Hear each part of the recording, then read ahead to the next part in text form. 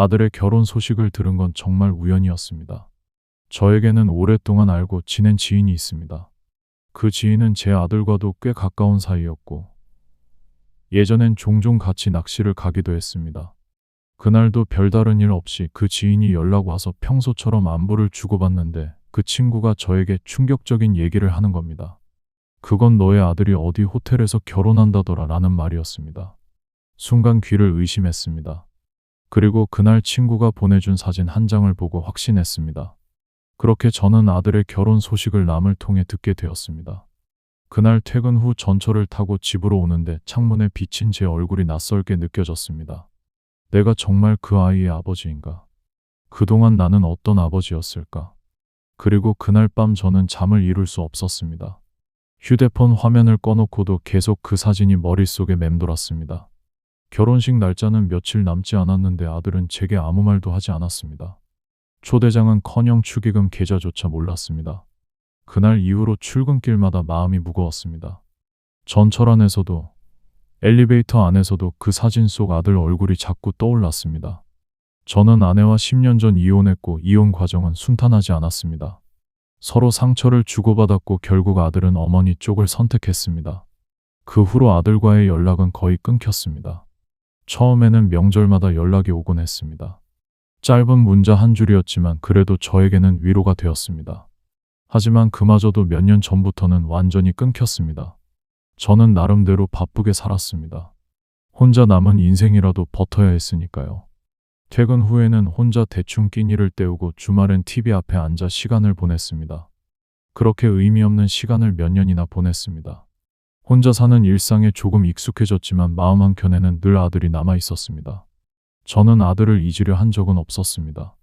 다만 아들이 연락하지 않은 데에는 나름 이유가 있었던 것 같습니다.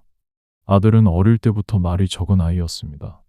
무슨 생각을 하는지 알기 어려웠고 저는 그런 성격이 답답해서 자주 혼내곤 했습니다. 지금 생각하면 괜히 그랬던 것 같습니다. 그땐 아버지니까 단단하게 키워야 한다고 생각했습니다. 하지만 그게 아이에게 상처로 남았다는 걸 너무 늦게 알았습니다. 심할 땐 손찌검을 한 적도 있었습니다.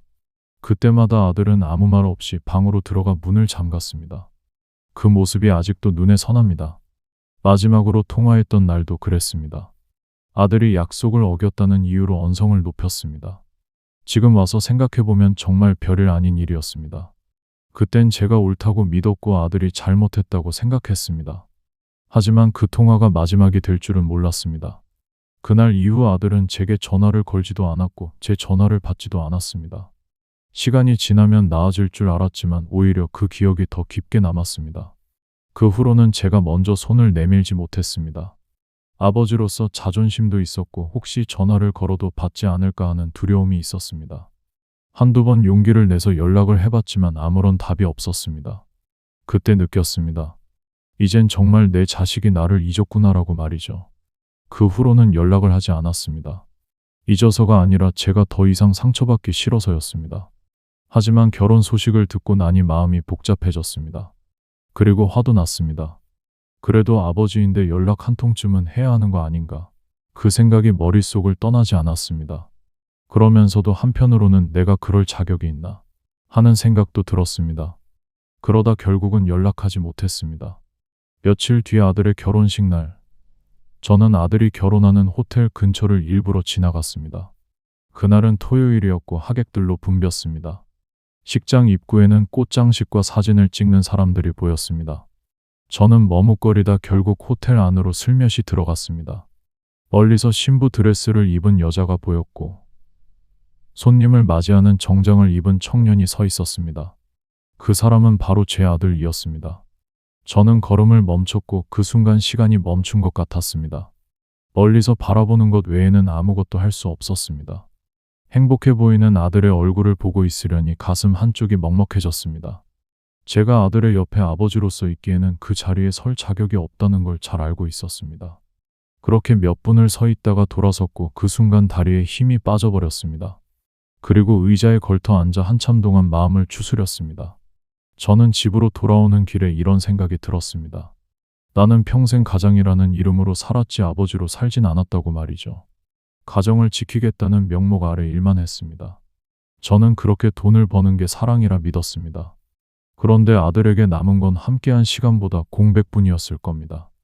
그렇게 집에 오고 난 후 며칠 동안은 아무것도 손에 잡히지 않았습니다. 집안은 너무 조용했고 냉장고에 있던 반찬을 꺼내 먹으면서도 맛을 느끼지 못했습니다. TV를 켜도 집중이 안 됐고 잠도 오지 않았습니다. 그리고는 밤마다 과거가 자꾸 떠올랐습니다. 아들의 초등학교 입학식 날, 작은 손을 잡고 횡단보도를 건너던 기억, 그리고 아들이 감기에 걸려 병원으로 데려가던 기억. 그런데 그런 기억 속에서도 제 표정은 늘 무표정이었던 것 같습니다. 그땐 웃을 여유가 없었으니까요. 그게 얼마나 큰 잘못이었는지 이제는 압니다. 며칠 후 저는 책상 서랍을 열었습니다. 그 안에는 오래전 가족 사진이 있었습니다. 사진 속 아들은 해맑게 웃고 있었습니다. 그 웃음은 이제 제 기억 속에만 남아 있습니다. 그 사진을 바라보다가 저는 펜을 들었습니다. 그리고 아들에게 편지를 썼습니다. 무슨 말을 해야 할지 몰라 한참을 망설였습니다. 결국은 잘 살기를 바라고 미안하다라고 짧게 마무리했습니다. 하지만 정작 주소를 몰라 보내지도 못하고 그 편지는 지금도 책상 서랍 속에 있습니다. 사람들은 시간이 모든 걸 잊게 한다고 합니다. 하지만 부모는 자식을 잊지 못합니다. 그리움은 줄지 않고 그저 익숙해질 뿐입니다. 그게 살아있다는 증거 같기도 합니다. 지금은 그냥저냥 혼자 사는 삶에 익숙해졌습니다. 아침에 일어나면 커피 한 잔을 내리고 TV를 켭니다. 직장에서 후배들이 결혼 이야기를 할 때면 잠깐 웃으며 넘깁니다. 속으론 여전히 허전하지만 그 마음을 표현하지 않습니다. 그게 나이 든 사람의 방식이니까요. 이제는 아들에게 바라는 게 없습니다. 그저 아들이 잘 살기를 바랍니다. 혹시라도 언젠가 아들이 제 이름을 떠올린다면 좋은 기억 하나쯤은 남아있기를 바랍니다. 그게 마지막 바람입니다. 구독과 좋아요 부탁드립니다. 감사합니다.